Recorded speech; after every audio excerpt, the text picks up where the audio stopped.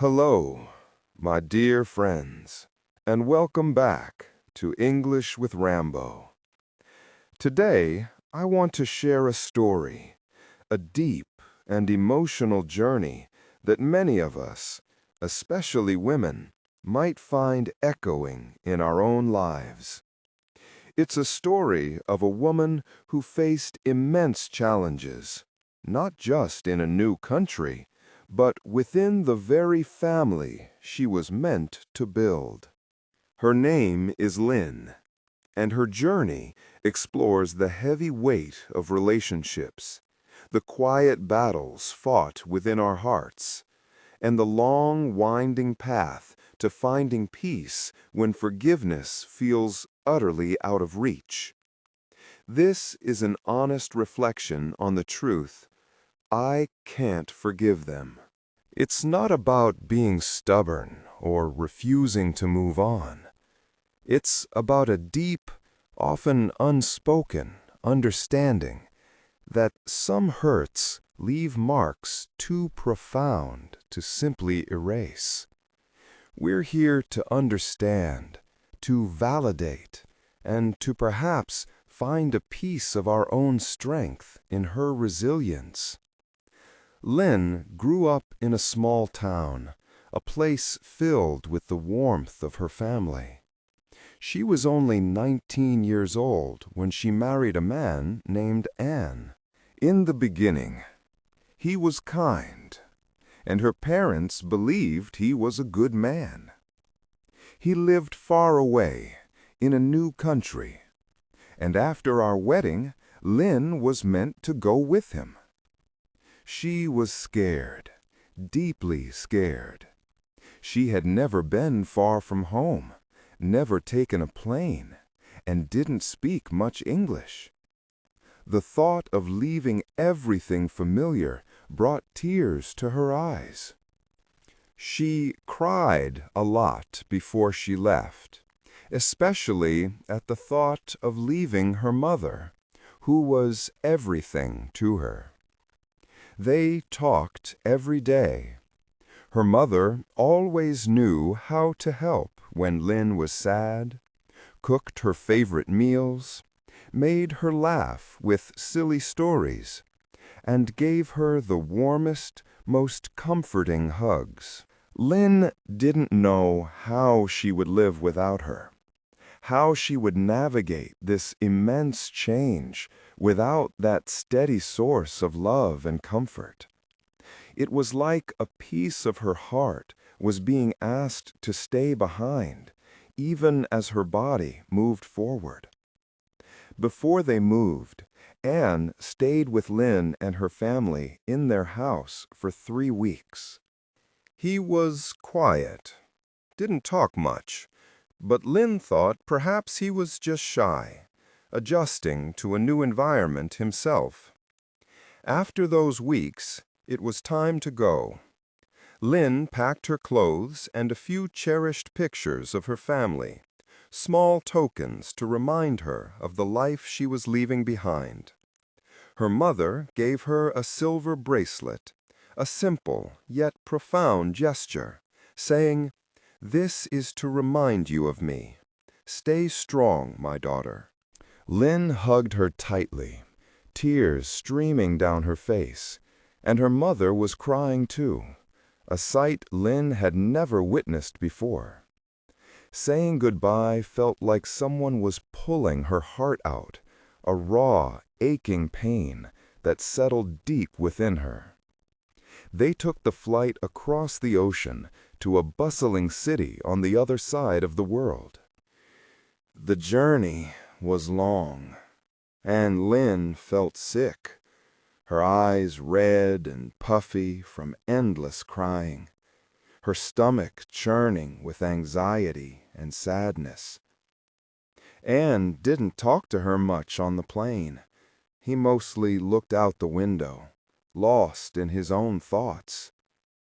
Already, Lynn felt a profound sense of loneliness wash over her, a chilling precursor of what was to come.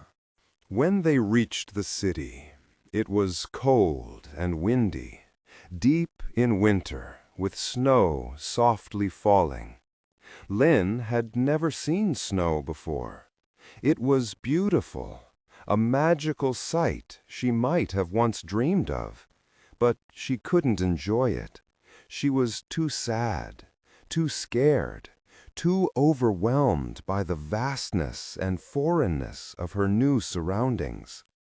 Anne's father, Ba, came to the airport to pick them up. He looked serious, his face unsmiling, his presence imposing. His wife, Ba stayed home to cook, Anne said. They arrived at their house, in a quiet neighborhood just outside the city. It was small, dark, and very quiet, a silence that felt heavy and unwelcoming. Linh went to her room and sat on the bed, her heart heavy, already missing her home, her family, her familiar life. That night, sleep wouldn't come. She kept thinking about her mother and father and her two younger brothers, a wave of longing so intense she wanted to run back to them. But she couldn't. She was now a wife, and this, she told herself, was her new home, her new reality. The next day, Ba called Linh to the kitchen. With a cold voice, she gave Linh a list of chores. Clean the living room, wash the dishes, cook rice, and don't be lazy. Linh didn't understand every single word, but she understood enough. The tone, the expectation, the immediate sense of being reduced to a helper, not a cherished daughter-in-law. She worked all day. Her back ached, her hands grew dry and chapped from the cold water, but Anne didn't help. He simply sat with his father, drank coffee, and watched TV. When Linh timidly asked if she could rest, he simply replied, "My mom likes things clean. Try to do your best." Every day became a repetition of this routine. She woke early, cleaned, cooked, and stayed quiet. She didn't know how to say no, didn't know how to speak up, too scared to make anyone angry. Ba had a loud voice, and he would shout if she did something wrong. One time, she burned the rice, and his shouting was so loud, so frightening, that she cried in the bathroom for an hour, the shame and fear overwhelming her. Weeks passed, and Linh felt herself sinking deeper into sadness. The laughter she once knew faded from her life. She stopped talking to anyone except Anne, and even he seemed to stop listening, his attention diverted by his parents. She missed her family so much, a constant ache in her heart. She wanted to call her mother, but Anne told her the phone bill was too expensive, saying she could only call once a month. Linh waited for that one call like it was the most precious gold, tears welling up when she finally heard her mother's voice. "I'm fine, Mama," she lied. "Everything is okay." But it wasn't. Nothing was okay. Nothing was okay. After 3 months, Linh found out she was pregnant. She felt a mix of happiness and fear, a flicker of hope that maybe now things would get better. Maybe her husband's family would be happy, and Anne would love her more, stand by her side. But nothing changed. Ba simply said, "Now you must work harder. A strong woman works even when she is pregnant." She gave Lin no rest. Lin worked with a heavy body and a tired heart, her energy constantly drained, and still listened to his parents, never standing up for her, never asking how she felt. When she was sick in the mornings, he would just say, "Take rest after the work is done." One day, she felt dizzy, her hands shaking, her head spinning, and she almost fell in the kitchen. She sank to the floor, tears blurring her vision. She was so tired, so alone, so utterly scared. That night, she held her stomach, whispering to the tiny life growing inside her, "You are not alone. I will protect you. I will be strong for you." That baby, that tiny spark of life, gave her hope. She started to dream about a better life, a life where she could learn English, get a job, make her own money, and buy her own house, a place where no one could shout at her, where she wouldn't live under constant fear anymore. Lin's determination, born from that powerful maternal love, ignited a quiet revolution within her. When her baby was born, a beautiful little girl named Mai, the world shifted. Looking into Mai's innocent eyes, Lin knew she couldn't allow the cycle of negativity and fear to define their world. This precious child depended on her, looked up to her, and deserved a mother who was whole, confident, and at peace. This immense love became an undeniable force, pushing Lin to seek something more, something better for both of them. It was then that she began to actively look for ways to rebuild herself, to reclaim her identity that had felt so diminished. She remembered her dream of learning English, a small wish she had held on to from the moment she first arrived. It felt like a window, a key to unlock new possibilities, a tool for independence. But finding time and resources was incredibly difficult. She would often stay awake late into the night, after everyone else was asleep, poring over old textbooks or trying to understand simple English lessons on her phone, hidden beneath the covers. Each new word she learned, each new phrase she understood, felt like building a small brick in a wall around her own safe space, a mental sanctuary where she could grow without judgment. These were secret victories, quiet triumphs that nourished her spirit. In those moments, she felt a flicker of the vibrant, hopeful young woman she once was, a woman who dared to dream. Yet her journey was far from easy. The tension in the house remained, a constant, heavy atmosphere that weighed on her.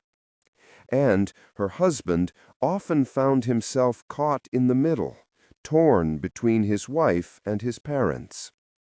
And her husband often found himself caught in the middle, torn between his wife and his parents.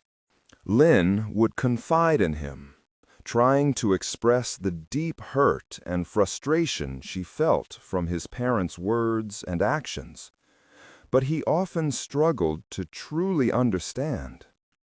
Sometimes he would try to mediate, gently asking his parents to be kinder, but it often led to more arguments, making Lin feel even more isolated, like she was the source of all conflict.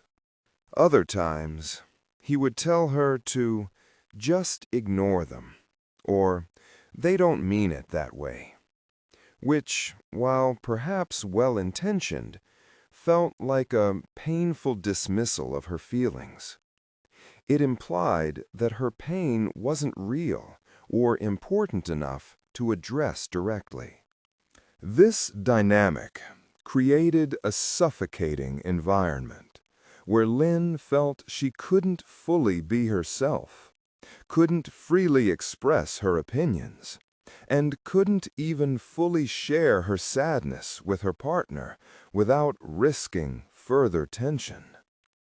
Their evenings, instead of being a sanctuary of shared dreams, were often spent discussing his parents' latest remark or action, their shadow constantly interrupting the intimacy they craved. The emotional distance grew, a silent space filled with unspoken pain, slowly eroding the foundation of trust and understanding between them. Lynn longed for him to see the hurt, to truly understand the weight of their words and actions, but it was a burden she often carried alone. The cost of keeping the peace was astronomical, paid in silent suffering, constant anxiety, and the slow erosion of her self-esteem. The in-laws, Batu and Ongba, seemed to intensify their pressure, especially after Mai was born. It was as if having a grandchild gave them more reason to control and criticize. Batu would often swoop in, offering unsolicited advice, subtly criticizing Lynn's methods of caring for Mai, and frequently taking the baby from Lynn's arms without asking, saying, "You don't know how to hold her properly," or "This is how we do things in our family." It wasn't just about the advice, it was the dismissive tone, the public nature of the critique, designed to make Lynn feel small and out of place.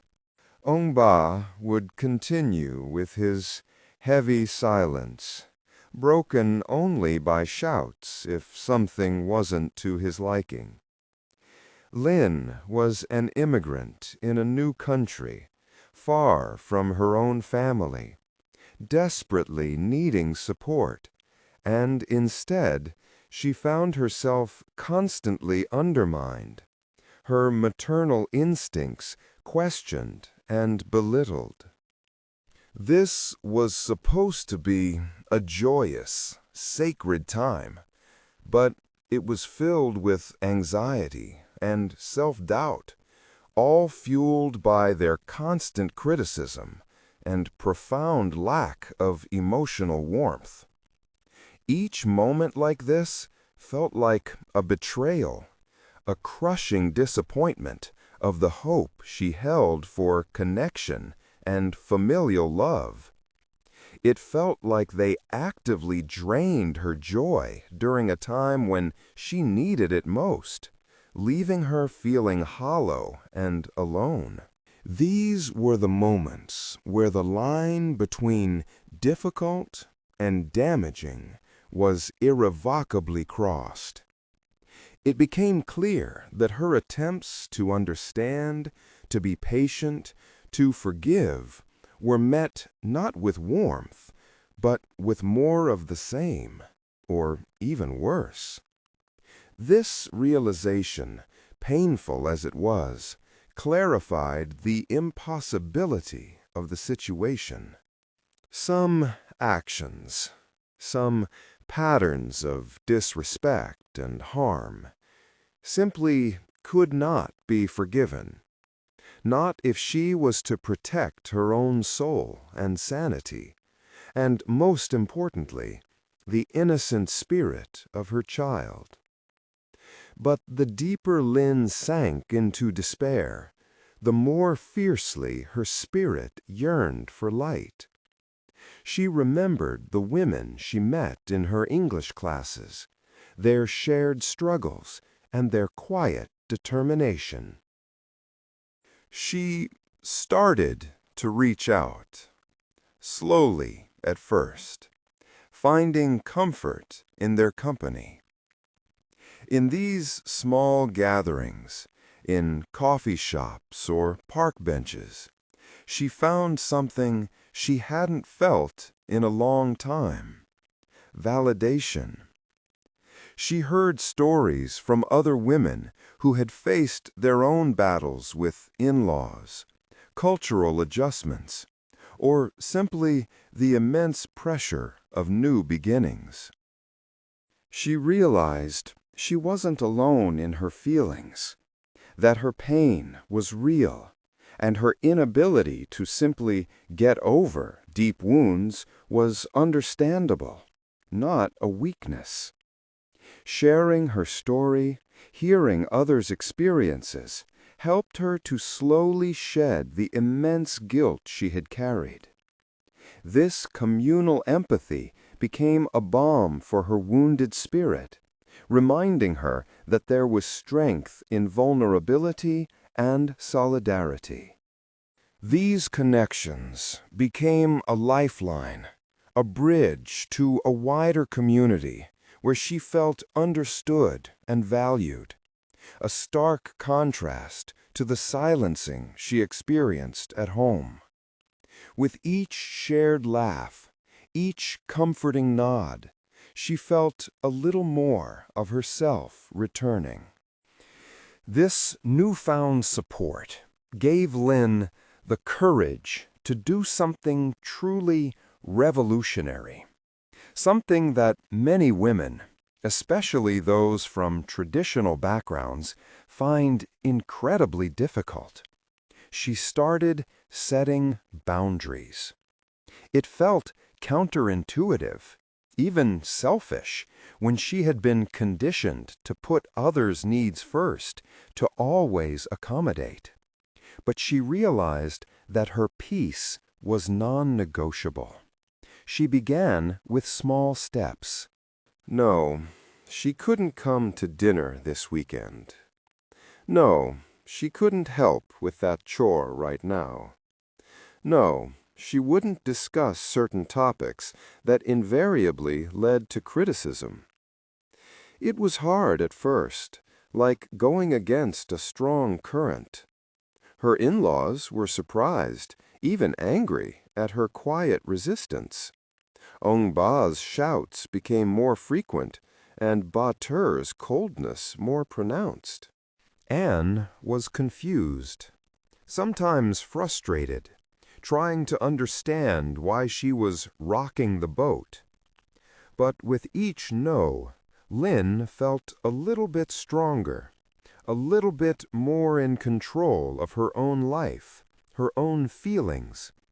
She was defining her emotional real estate, clearly marking where she ended and where someone else began.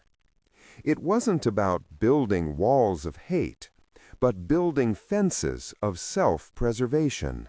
A fence says, "This is my property line. You are welcome to visit, but you must respect this boundary."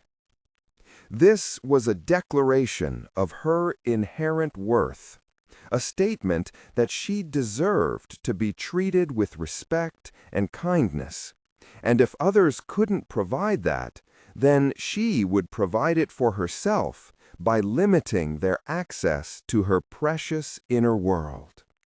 The fear of confrontation slowly began to give way to the freedom of self-ownership.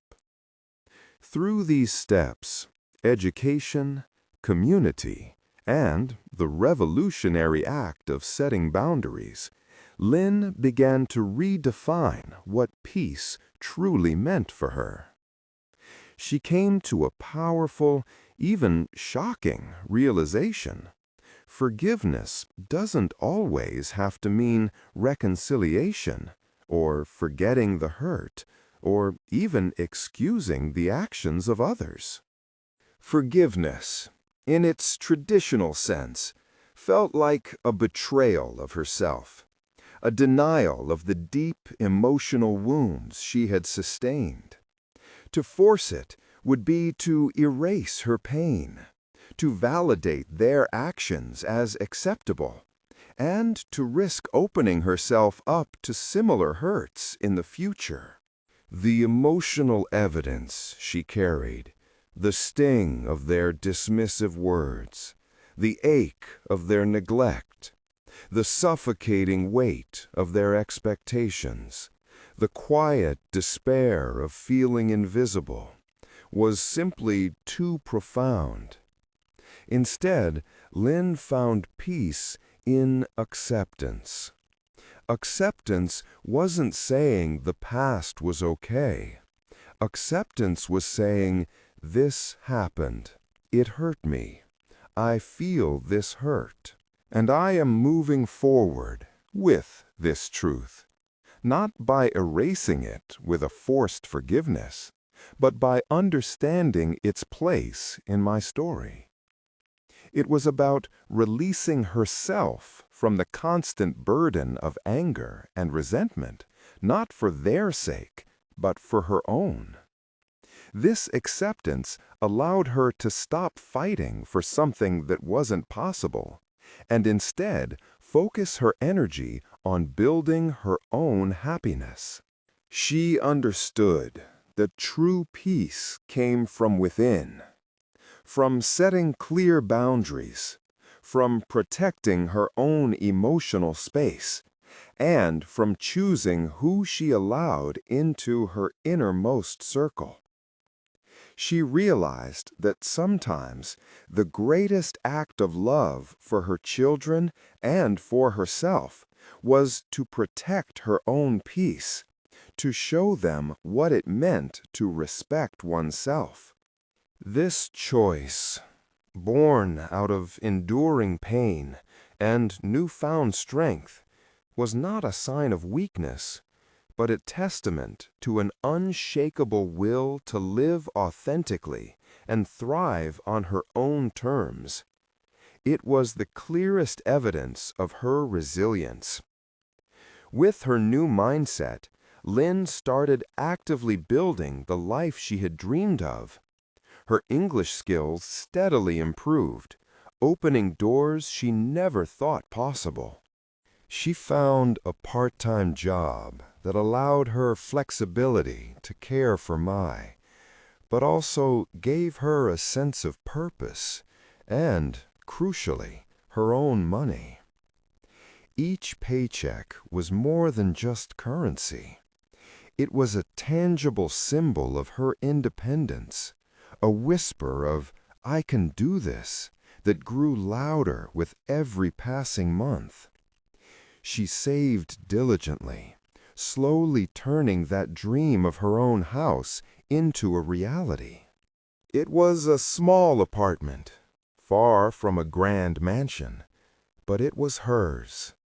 It was a space where she and Mai could breathe freely, where laughter wasn't tinged with fear, and where no one could shout at them. Moving into that little apartment felt like shedding a heavy, suffocating cloak. It was a declaration of freedom, a physical manifestation of the emotional boundaries she had so carefully constructed. In her new home, Lynn focused on creating a haven for Mai, filling it with warmth, joy, and the unconditional love she had always yearned for. She dedicated herself to raising her daughter in an environment free from the negativity she had endured. Her children's laughter became the most beautiful music, a constant reminder of the immense capacity for love and joy that still existed in her world.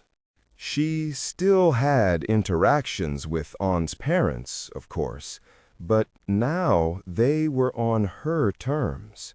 She controlled the frequency, the duration, and the topics of conversation.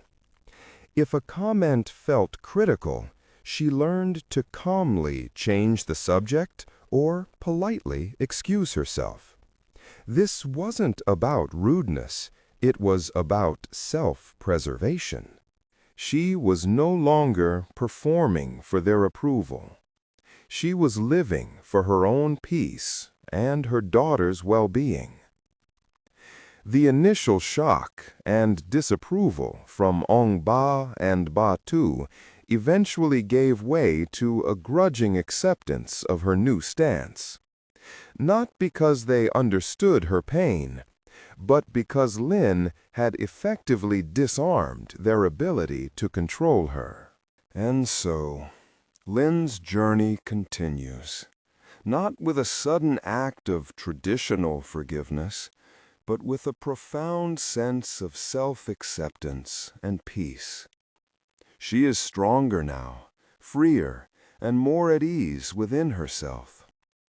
The heavy stone of anger and resentment that once rested in her chest still sometimes makes its presence known, a faint echo of the past. But she has learned to carry it differently. It no longer crushes her spirit. She has learned that it does not have to dictate her happiness or consume her thoughts. She found comfort in small, everyday moments. A cup of hot tea in the morning, alone with her thoughts. A quiet walk in the park with Mai, watching her daughter's joyful play. Sharing a deep conversation with a trusted friend who listened without judgment. These moments were like small breaths of fresh air, helping her to clear her mind and lighten her heart. Her story is a powerful reminder that our feelings are valid. Our struggles, our inability to simply get over deep wounds are real.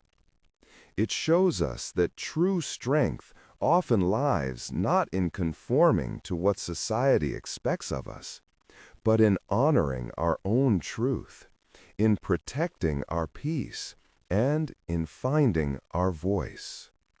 Forgiveness is a personal journey, and it's perfectly okay if that journey doesn't lead to the typical destination everyone expects. What truly matters is finding your own path to healing, to self-love, and to building a life filled with joy and genuine connection. She became the chess player of her own destiny, moving from a place where she felt like a chess piece in someone else's game. This wasn't about bitterness or vengeance. It was about holding space for her own truth, for the reality of her pain, and understanding that releasing someone from the consequences of their actions isn't always healthy for you. It's holding a mirror up, not just to them, showing them the impact of their actions, but also to yourself, recognizing and honoring your own sacred limits. It is a powerful affirmation of your identity, a refusal to be diminished or erased. My dear friends, Lin's story is a testament to resilience, to the quiet power that blossoms when we dare to prioritize our own well-being. Many of us grapple with similar questions. When does family cross the line from supportive embrace to emotional burden? And when faced with wounds inflicted by those who are supposed to love you, does forgiveness always have to be the destination?